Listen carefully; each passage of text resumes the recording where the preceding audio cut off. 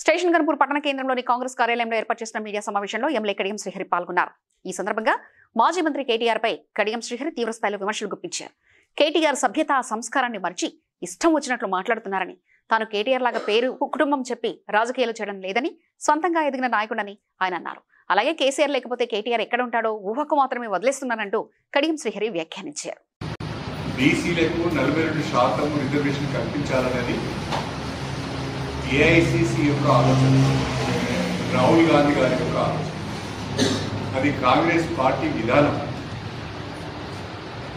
అంతేకాకుండా సంకల్పం కూడా. అయితే రాష్ట్రంలో మాత్రము బీసీ రిజర్వేషన్లకు మద్దతు తెలిపినట్టుగా డ్రామాలాడి కేంద్ర ప్రభుత్వానికి పోయినప్పుడు దాన్ని అమలు చేసే బాధ్యత బీజేపీ వాళ్ళు తీసుకోవడం లేదు. రాష్ట్రం నుండి ప్రాతినిధ్యం వహిస్తున్న 8 మంది పార్లమెంట్ సభ్యులు, 2 కేంద్ర మంత్రులు నరేంద్ర మోడీ గారి పైన ఒత్తిడి తీసుకువచ్చి వీరి పలుకులను ఉపయోగించి బీసీలకు 42% రిజర్వేషన్ను కల్పించి బీసీల రాజకీయ అభ్యున్నతికి కట్టుబడి ఉన్నామని వాళ్ళ చిత్తశుద్ధిని చాటుకోవాల్సిన అవసరం ఉంది.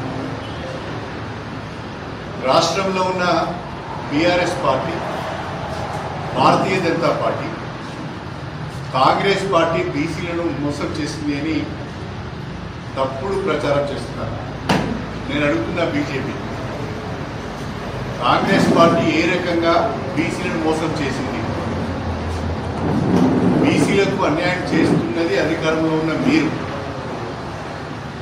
మీరు చేయవలసిన పని చేయకుండా, రాష్ట్ర ప్రభుత్వం ప్రకటించిన ప్రతిపాదనను ఆమోదించకుండా, ఒకవేళ ఆ ప్రతిపాదనకు ఏమైనా సవరణలు కావాలంటే సూచించకుండా ఆ ప్రతిపాదన మీ దగ్గర పెట్టుకుని పైపెచ్చు కాంగ్రెస్ పార్టీకి చిత్తశుద్ధి లేదని చెప్పడం భారతీయ జనతా పార్టీ యొక్క ఇవాళకోరు రాజకీయానికి నిదర్శనం.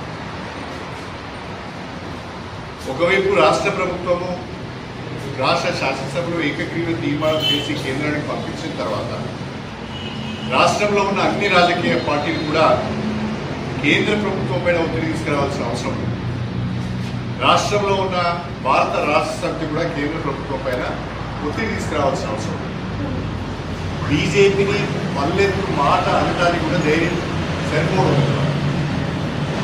కేటీ రామారావు గారు బీఆర్ఎస్ వర్కింగ్ ప్రెసిడెంట్ నిన్న వరంగల్ జిల్లా పర్యటన సందర్భంగా కాంగ్రెస్ పార్టీ బీసీలను మోసం చేస్తున్నదని మాట్లాడుతున్నారే తప్ప, భారతీయ జనతా పార్టీ కేంద్ర ప్రభుత్వం, రాష్ట్ర ప్రభుత్వం పంపించిన ప్రతిపాదనను అంగీకరించాలని కానీ ఆమోదం తెలపాలని కానీ మాట్లాడలేకపోతున్నారు, బీజేపీని విమర్శించలేకపోతున్నారు అంటే స్పష్టంగా కేసులకు భయపడుతున్నారని అర్థం.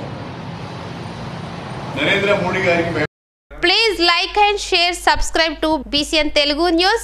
Please like, share and subscribe to BCN Telugu News.